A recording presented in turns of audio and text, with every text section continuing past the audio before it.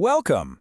We're about to dive into an economic puzzle that seems simple on the surface but actually reveals something pretty deep about how markets really work.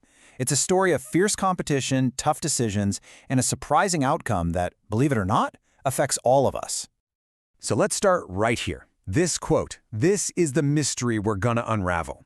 I mean, just imagine running a business where you have absolutely zero control over the price of what you sell. It sounds crazy, right? But for an Iowa corn farmer, and a lot of others out there, it's just reality. And that really is the big question for this explainer.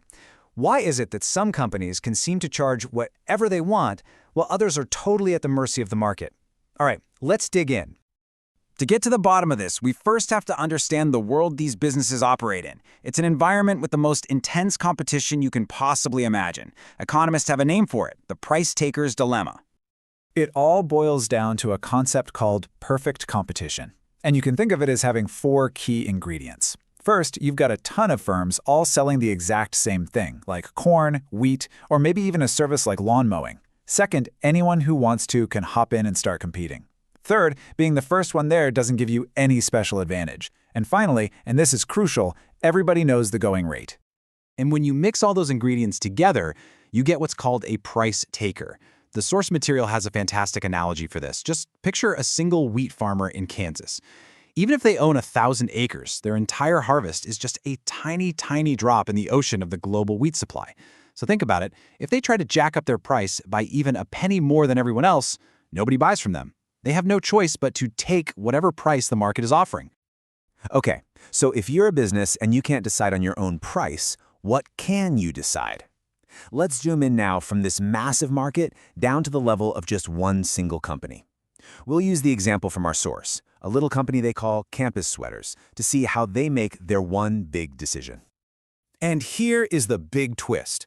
For a company like Campus Sweaters, the most important decision they make every single day has absolutely nothing to do with price. The market already took care of that.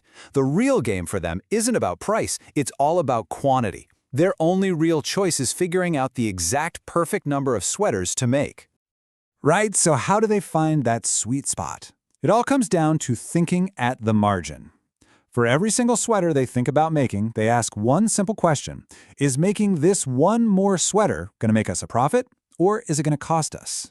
They're constantly weighing the marginal revenue, that's the cash they get for one more sweater, against the marginal cost, what it actually costs to produce that specific one. Let's just put some numbers on it. Let's say the market price for a sweater is $25. So for the 9th sweater they make, it costs them $23. They sell it for $25, so they clear $2. Awesome. But then they get to the 10th sweater. The price is still $25, but now the cost to make that one has crept up to $27. Uh-oh. Making that 10th one would literally cost them money. And right there, that's the tipping point. The 9th sweater is a moneymaker. It adds $2 to the bottom line. But that 10th sweater, it's a money loser. It would actually subtract $2 from their total profit. Making it would be a huge mistake. So this is the whole game, right? For Campus Sweaters and for every company in this kind of market. What is that magic number? What is that one perfect output level that's going to make them the most money possible? And the answer is this beautifully simple rule. You keep producing right up to the point where what you get for the next item is greater than or equal to what it costs to make. The second it costs more, you stop. So for Campus Sweaters, that perfect sweet spot is exactly 9 sweaters a day, not 8 and definitely not 10. All right, so we've got one company figured out. They know their magic number is 9. But how does that little decision connect back to that big market price they started with? Well, now we zoom back out and see how the market takes over. The choice by Campus Sweaters to make 9 sweaters is just one tiny piece of a giant puzzle. It's that drop in the ocean all over again. A single company's willingness to supply stuff is basically just a picture of their marginal costs at different prices. But now, picture this. There are 1,000 other companies, all just like Campus Sweaters. And every single one of them is doing the exact same math. You add up what every single one of those firms decides to produce at that $25 price point, and bam! That's your total market supply. And this brings us full circle, right back to our Iowa corn farmer. That market price, the one our farmer has no control over, is set at the precise point where all the demand from thousands of buyers intersects with all that supply from thousands of sellers. And that is how the market as a whole decided that the price for a sweater would be $25. But these markets don't just sit still. They're not static. They're alive, constantly changing, all driven by the simple forces of profit and loss. And that leads us to this dynamic dance we call the great entry and exit. So, what happens when our sweater companies are making bank? When they're enjoying some nice fat profits? Well, that profit is like a giant flashing neon sign that says, hey, money to be made over here. Other people see that and they jump in, starting their own sweater companies. This flood of new players increases the total supply of sweaters, which pushes the price down and down until all that extra profit gets squeezed out. And yeah, it works the other way too. If companies are losing cash, that's an equally powerful signal to pack up and leave. As firms go out of business, the total supply in the market shrinks, and with fewer sweaters to go around, the price naturally starts to drift back up until the companies that are left can survive. It's like the market has this built-in ability to heal itself. And this isn't just theory, by the way. This actually happened in the real world with the personal computer.